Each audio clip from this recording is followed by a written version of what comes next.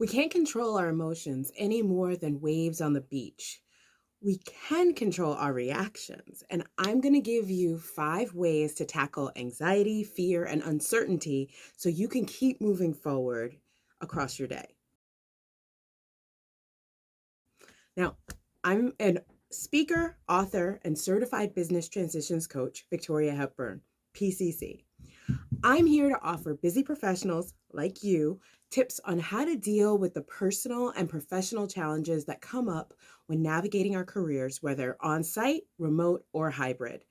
I've been working in remote and hybrid roles for about 14 years now, 10 of which was in my award winning Fortune 500 corporate sales career. Now, uncertainty and frustration are seem to be more common than they ever were.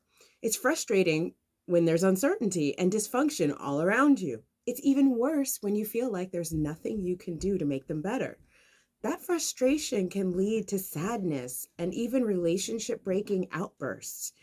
Or you can take steps to deal with your feelings in new ways. Now, I'm going to share with you 5 ways that I have been personally using, as well as teaching my business transitions clients for years. I learned at a young age that everyone I look up to has dealt with anxiety and fear and rejection and still succeeded because they never gave up on their plans and built up their inner strength that's often called resilience. Now, in the book 7 Habits of Highly Effective People, Stephen Covey gives these really great exercises to address how to address the wide range of concerns that you might have in your life. There's the big circle, that's the circle of concern, that's full of the things that affect you, like climate change, health, politics, global stock markets. But inside of that is a smaller circle of influence, which are the things that you actually can do something about. Now, when you're in fear of something, think about what aspect of the situation you can control and focus on that. It takes a while, but this shift in focus pulls your life back into your control and lowers your anxiety. Now, here are 5 ways that I use to tackle anxiety, fear, and uncertainty. Number 1, find some inspiration. Often when things feel out of control, it's when my negative thoughts start to dominate. And I find it helpful to recite inspiring quotes like the late Bell Hooks. I will not have my life narrowed down. I will not bow down to someone else's whim or to someone else's ignorance. Now, you can find inspiration in poetry and songs. You might find them on social media, in books, or make up your own. One thing I know you'll find is by shifting the focus from what you don't want to something you do want, it always shifts the perspective a bit. Now, number 2 is deep breathing to help stop your buttons from being pushed. Now, when I feel my temper boiling, I always have to remind myself to unclench my muscles, drop my shoulders, and start deep breathing. Now, it's not easy when the fear or the anger rises, but practicing a few deep breaths with my shoulders back can help me feel calmer and less out of control so I can reclaim my thinking mind. Number 3, that negative voice in my head. How to deal with it? I talk back. I question it to take away the anxiety, uncertainty. Often when I focus on a process that Byron Katie is famous for called The Work. And you can find it online for free at thework.com. For years ago, I witnessed her do the work with audience volunteers who had decades old limiting beliefs just shattered in minutes.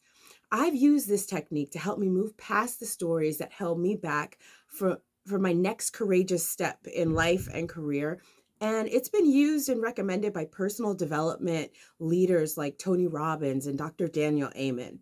So give it a try to see how it will change your life. Next is dial back on the things that trigger you. So you may not be able to limit the triggers that you have, like a boss or anything like that, but you can limit your triggers that come from media.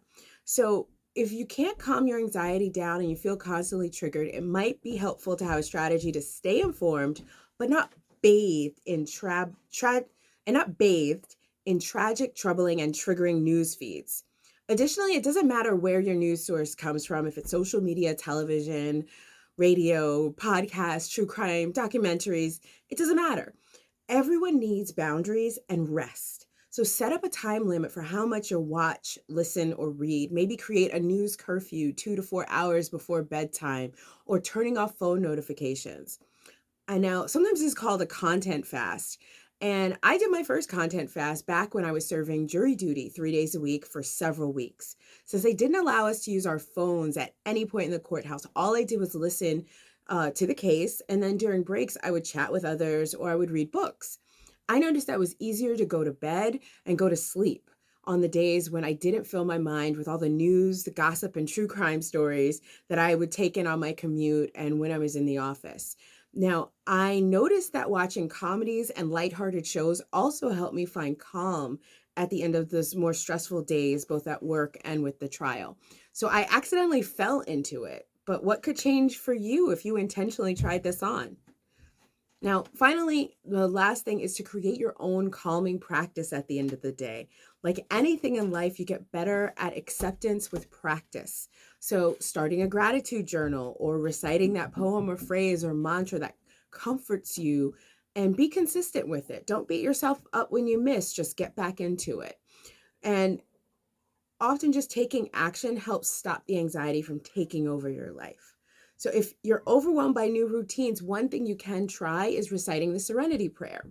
It was popularized by 12-step recovery programs in the in the mid 20th century.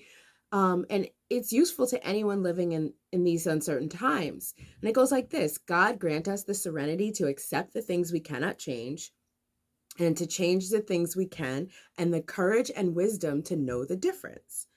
Um, in moments of frustration, I find that there's power in deciding to accept what I can't change and to change what I can. It gives me back my power to control my controllables and not let uncertainty steal my opportunities to grow and to succeed. The goal is to feel your feelings and get the information they provide and act in service of your best outcomes.